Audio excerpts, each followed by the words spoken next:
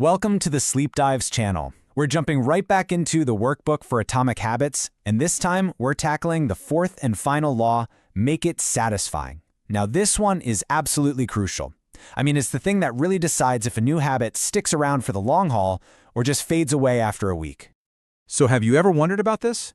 Why is it so ridiculously easy to fall into bad habits, but building good ones feels like pushing a boulder uphill? Well, it really just boils down to a massive mismatch between our ancient brains and our modern world. Think about it. Our brains are basically wired for instant gratification. Our ancestors needed that reward right away. Find food, eat food, see a threat, run away. That wiring is still running the show today. But now we live in this delayed return world where the payoff for going to the gym or saving money might be months or even years down the line. And this right here is the heart of the problem, isn't it? You look at bad habits, they give you that instant hit of pleasure, that immediate feel-good moment, even though we know the long-term cost is, well, painful. Good habits, they're the complete opposite. They usually demand some kind of sacrifice now for a reward that feels ages away. So when faced with that choice, our brain is always going to go for the instant pleasure. It's just how we're built. The secret then is learning how to work with that programming, not fight against it. Right, so how on earth do we do that? Well, the workbook gives us this incredibly powerful yet simple principle that basically governs everything we do. You can think of it as the master key to unlocking real, lasting consistency.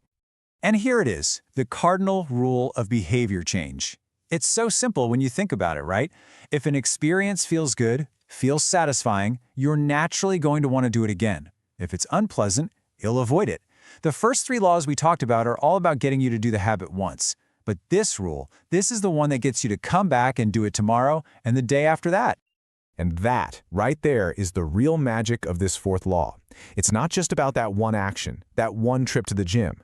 It's about closing the loop. It's about wiring your brain to actually crave the next time you get to do it.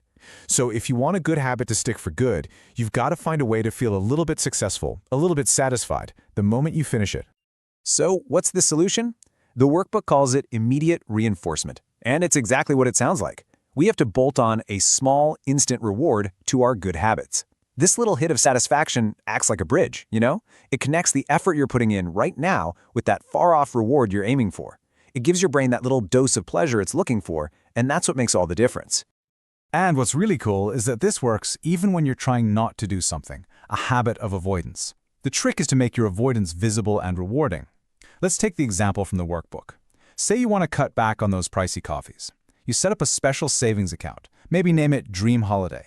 Every single time you resist the urge to buy that coffee, you immediately whip out your phone and transfer the £5 you would have spent right into that account. Suddenly, you're getting an instant win. You can literally watch your holiday fund grow, which makes the act of not doing something feel, well, incredibly satisfying. Okay, so besides just adding external rewards, there's another, maybe even more powerful, way to make a habit satisfying. And that is simply tracking your progress. Honestly, just seeing that you're moving forward, seeing those little wins add up day after day, that visual proof is one of the most potent forms of immediate gratification you can get. Now, the reason habit tracking works so well is that it's this brilliant little hack that actually leverages the other laws of behavior change all at once. First, it makes your progress obvious. You've got that visual cue, that string of X's on a calendar. Then it makes it attractive. Nobody wants to break the chain, right? That streak becomes its own motivation. And finally, it's just so inherently satisfying. I mean, who doesn't love the feeling of crossing something off a list? It's like a tiny daily victory. And really, what this all does is shift your focus. Instead of being obsessed with some huge far-off goal like, I need to lose 20 pounds, you start focusing on the daily process. You get that little hit of dopamine every single time you log your workout. It provides you with that concrete, visual proof that you are showing up, that you are becoming the person you want to be, one small action at a time. But let's be real for a second. Life happens, right? Nobody is perfect. You're going to get sick, work is going to get crazy, and eventually, you are going to break that chain. It's inevitable. And this is where that all-or-nothing mindset can just be a total killer. So what's the game plan for when you do, inevitably, slip up? The rule, and this is maybe the most important one in the whole book, is incredibly simple. Never miss twice.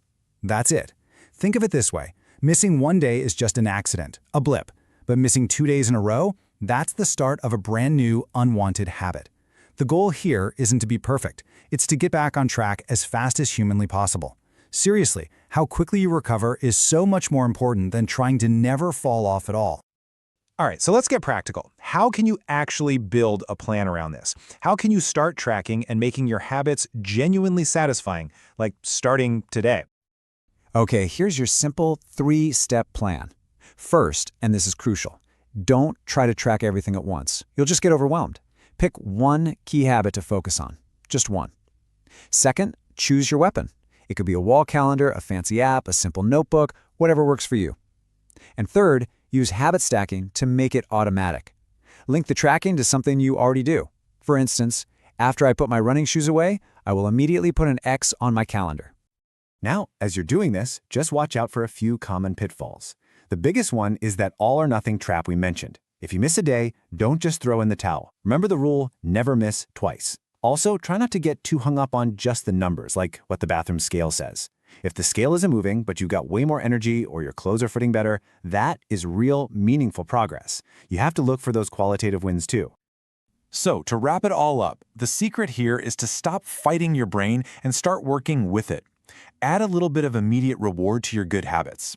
Use a tracker to make the progress feel good in the moment. And most importantly, if you fall off, don't sweat it. Just make sure you get right back on the horse the very next day. And at the end of the day, it's important to remember that all these things, the rewards, the tracking, they're just tools. They're the incentives that get you going. But as the workbook puts it so brilliantly, what keeps you going for the long haul is your identity. Every time you track that workout, you're not just ticking a box. You're casting a vote for being a healthy person. Every time you transfer that money, you're casting a vote for being financially disciplined. And that feeling, that slow transformation of who you are, that is the most deeply satisfying reward you could ever ask for.